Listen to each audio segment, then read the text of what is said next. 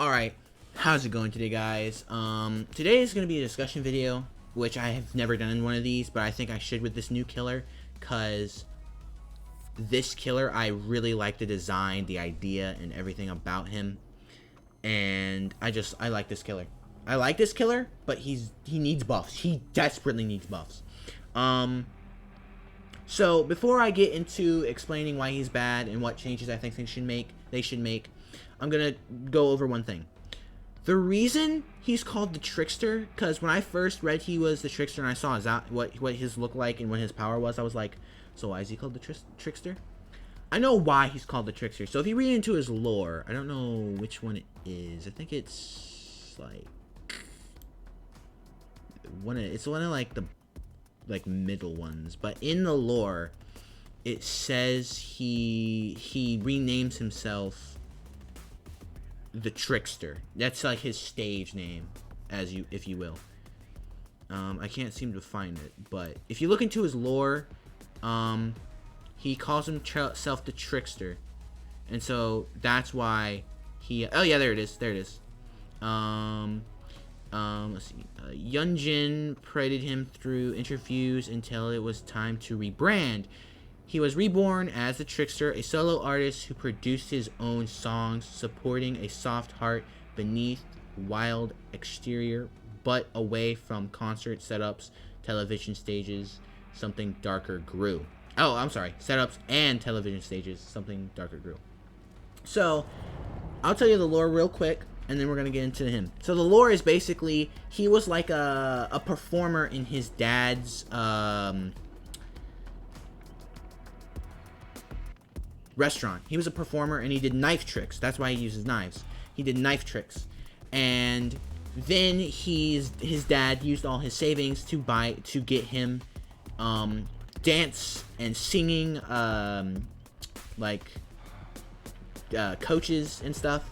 And then he got a chance to be in a band called No Spin. The band was a success until wires started burning and his bandmates got trapped in the recording booth, and the speakers fell, and Ji-woon tried to get them out, except he was so obsessed with fame and what's the word? Everyone adoring him, that when they started crying his name to save him, he like his mind just exploded, and he said, "This is how I get people to adore me, by killing them." But he didn't kill his bandmates. So after that, and after he became the Trickster, he started murdering people and using their deaths in his songs. And when I read this, I was like, so this is basically Murder on My Mind guy. That was a dumb joke, but you get what I'm saying. So he basically used the sounds of his victims in his songs, and then he was gonna kill Yunjin, which is the survivor, who was his producer, and then the fog swallowed him up. So that's his lore, basically. He's a weirdo. He's insane, basically. He's just crazy. Alright, so now let's get into actual power. So his power, great idea. Concept, amazing. I love his look. The only thing I wish is that his jacket was darker around the edges, like scratches, cuts, and stuff. I wish it was darker with holes and stuff, because then it would fit more Dead by Daylight. More stains, you know? But by the way, they changed something about the killers. Like, they added this weird spotlight on them which makes them look like bad CGI. Like, look. Background? They got a spotlight on them now. Like, I don't know why they did that. Like, make them darker. But that's probably why he stands out. Like, look at his profile. Look at his jacket and him. He looks nice and dark. And not like dark, but like he doesn't look all spotlight and stuff. Now he does. I don't know why they did that. And plus, I think with the colorblind mode, like if you put this to medium, it looks. Oh, actually, wait. It kind of looks clearer. But before it used to look really fuzzy for some reason. And when I played Survivor, my screen got all fuzzy and stuff. I don't know if that was me or if that was the actual game, but anyway, now to actually get into the power. So, the way his power works is you get 60 blades. You throw them at the survivors, have to hit him 8 times, and then the survivor goes down a health state. You also have a special ability, which is your main event, which basically you are the Flash, where basically you get to throw knives like a Gatling gun, like super fast, and you can basically down a survivor that's full HP with this if you play it correctly. The problems I found the biggest with this is 2 things. The first thing is he's slow AF, alright? He is a 4.4 movement speed killer. I think what they should do is he should be a 4.6. So this is my first suggestion. He should be a 4.6 movement speed killer. Then when he pops his power, when he goes into his power mode where he has his knives, he should be slowed down to 4.4, which he might still be a little too fast, so maybe 4.3. But that's just me, I guess. But what else? His laceration meter, which is the meter to be able to take them down a health state. That should... So, the way it works now is basically, if you hit them 7 times, and you leave them, and they just do whatever they want, their laceration meter goes down. And then you have to hit them all over again with your knives. I think what would be good for this killer is 2 suggestions. One, it takes like in chase, and if the survivor is in chase with you or they're in your terror radius, the laceration meter should not go down. And if they go out of your terror radius, it takes like 10 seconds before it starts going down, right? But I thought that was like I thought that was So in my opinion, this is what they should do to fix the laceration meter. Instead of you having to hit them all over again, the laceration meter should only go down 2 bars. So if they're at 7 hits, the laceration meter will only go down 2 hits. So then you only have to hit them 4 times, right? That's right. 3 times. My math was off. 3 times. Now the reason I didn't say it should go down 3 bars, because then you have to hit them 4 times, which isn't too hard, but 2 or 3, I wouldn't really know. I'd have to test it out to see what was better, more balanced. But it should either go down 2 or 3 laceration bars, because 1, this solves 2 problems. On the killer side, you don't have to use 8 knives to get them back to take down a health state. And on survivor side, they don't get 1 shot, or not 1 shot, but like they don't go down a health state immediately when you like roll up on them with your knives, you know. And then for my last suggestion, no. Yeah, so for my last suggestion, which I mentioned, the laceration meter and the speed. The last suggestion is main event. Now, in my opinion, there should be 2 stages to his main event. The first stage is when you get your power, you have 30 seconds or 40 seconds before you can activate it. Once you activate it, you can start throwing knives excessively. But the throwing knives lasts like 15, 20, or 25 seconds. And then, because then, waiting all that time to get it will be worth it, you know? So, there's that. And I think that's it. Oh, there was Scott Junn's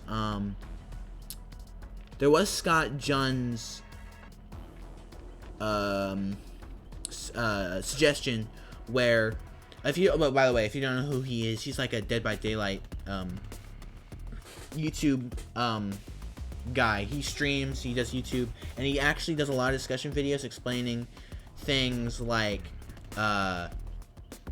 who's strong, like who's a strong killer, who's a weak killer.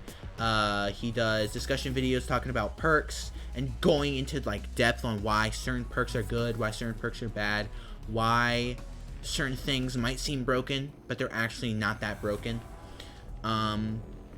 So Scott Junn's suggestion was to make Trick Blades base kit, except without the 100% laceration effect. And when they ricochet, they like split off into 3. I think this is a good idea, but I don't know how effective it would be, right? Because like if they go around a corner, right? Like say I'm chasing them, they go around a corner, and I hit like that. See, but here's the thing though, like how will there be like auto aim, like a little bit of auto aim to hit them more frequently, or like how would that work? Or will it, like when it splits off, will the hitbox be bigger than normal, so it'll be almost a guaranteed hit? But I don't know. See, like I don't know. I like the ricochet idea being in base kit. That would help a lot, actually. By the way, ricochet doesn't make any sense in my opinion. Like bullets, sure. Knives, but yeah. And also I think he should get 70 blades, not 60, because maybe not with if they rework him, but if they don't rework him, like what I suggested earlier, they should definitely give him 70 or 80 blades, because there's so many maps. I'm talking so many maps, specifically Corn Map, the swamps, Ormont, and I think that's almost it, where I'll be almost out of blades and I have to go so far. Like I'll be in chase, I'll be throwing knives, and then I just like I'm literally like 5 or like 0 blades, and then I have to legit leave chase, go far away, and then when I come back, my progress is just gone, you know? So I think the changes they should do is either, okay, so they should definitely make him 4.6 and then he slows down to 4.4. They should the suggestion, main event has a 30-second cooldown, 30-second timer before you can before you can activate it, and then when you activate it, you have like 20 or 25 seconds to use it. Oh, I don't think I mentioned this, but when you use main event, you shouldn't use your daggers. Like, you shouldn't use up your daggers, because right now, if you're like almost at 0, you have infinite amount of daggers still. So if you use up all your daggers, you still have an infinite amount of daggers. So why doesn't the dagger count just stay still, you know? So I think the dagger count should stay still, and there should be a longer cooldown, because right now you can use up all your daggers, which goes to 0, and you still get a cooldown, which I think is dumb. But so I think suggestion would be make him 4.6 down to 4.4. Make his laceration meter only go down 2 bars. Main event only lasts 30 seconds. Then if you pop it in that 30 seconds, it lasts 20 to 25 seconds. And blades shouldn't be used up, but you get a bigger cooldown. And maybe give him 70 blades or 65, because there'll be so many times where I'm just chasing a guy and I have to leave chase and then get knives, come back, all my progress gone. So that was my suggestion. I think they should boost speed, more knives, boost event, and change the, what's it called? Laceration meter. Wait, real quick, before I go, give me a second.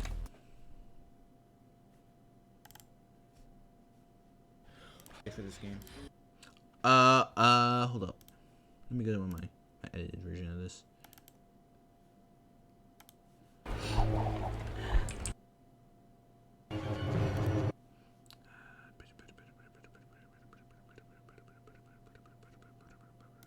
Oh, this is me.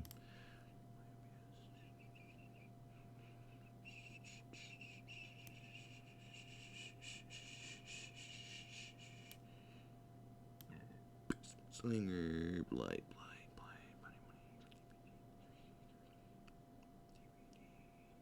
Here we go.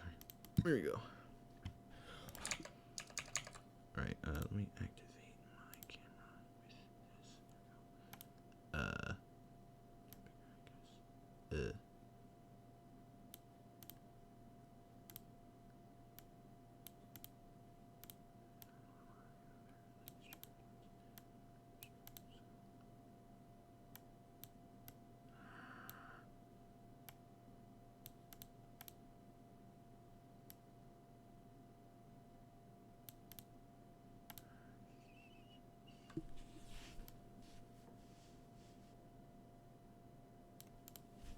Alright.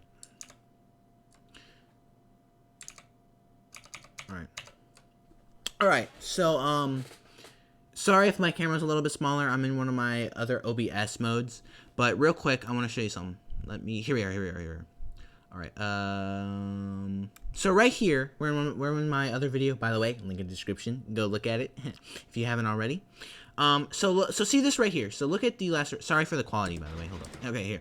So look at this here, right? See, here are the bars. 1, 2, 3, 4, 5, 6, 7. They should change this because this has been peeing me off for ever since they changed this, alright? So, you're probably looking at this like, what are you talking about? Alright.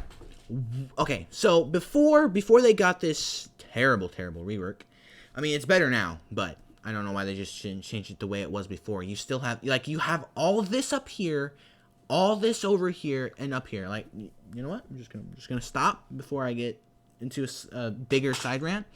But they should change these portraits, alright? Okay, the first thing I want, so, you know the adept portraits, which you don't know what that is, not gonna explain it, but just look up adept challenges on YouTube and you'll find what it means. Dead by Daylight adept challenges. But they should use their adept portraits for this. So, what was I gonna say? Right. The adept portraits, they should use the adept portraits for these, and 2, they need to change the little circle that goes around their portraits. Alright? What you're probably wondering, what am I talking about? I'm about to tell you. Alright. So, you see this right here. You see where on my mouse is, right? These little things. This is annoying. When you're playing Plague, what's her name? Pig, not so much Ghostface, but Pig and Plague, it is so hard to tell who has a bear trap on their head. Plague, it's a little bit easier since it doesn't mix in with most of the stuff that people are wearing. But with Pig, it is so hard to tell who has a bear trap on their head or who doesn't. Because it blends in with the background because it's only a white outline. So, in my opinion, they should change this. They should either make the, they should either change it so this is out, like, bigger, so it's more like out here and actually around the survivor's portrait, or they should make the survivor's portrait smaller, which it'd still be easy to tell that they're that, because if you look at this, right, 1, 2, 3, 4, 5, 6, 7. 7 is behind her. It is behind her character, like here. Like, look at me, right? 1, 2, 3, 4, 5, 6. 6. Back here. You can't see it. It's like a big FU. Like, it's so annoying. And most of the time, you're not going to be paying attention to it. But if they change him to where 2 bars go down, that is going to be crucial. That's going to be crucial. Because then you're going to think they have 3. And you'd be like, that sucks. Because, so, like, so 1, 2. So if I just hit those 2, they would go down. So 3 would go down here. 4, boom. Like, ugh. I want them to change this. This is really, that angers me. Why they don't just move, like, Alright, but I just wanted you to see that, because, like, why don't they just change it? I don't know why they just don't change it, bro. Like, come on, man. It's not that hard. People, and I think the devs have been saying, it's so hard to do, but literally, this Scott Jund proved it's not that hard. So, this is basically a complaint video, but it's also a suggestion video. So if you guys have enjoyed, you know all the classic stuff. Like, subscribe, comment, hit the little notification bell. And I'll see you guys in the next discussion or regular video. And yeah, peace out.